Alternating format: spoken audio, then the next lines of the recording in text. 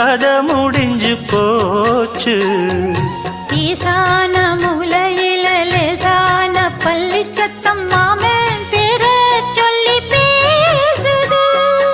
ஆறாத சோகந்தன்ன தீராம சேர்த்து வச்சு ஊரும் சேர்ந்து என்ன ஏசுது.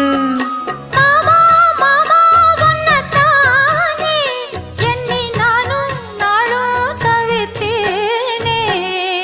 கூண்டுக்குள்ள என்ன வச்சு கூடி நின்ன ஊற விட்டு கூண்டுக்குள்ள போனதென்ன கோலக்கிளியே. கூண்டுக்குள்ள ஒன்ன வச்சு கூடி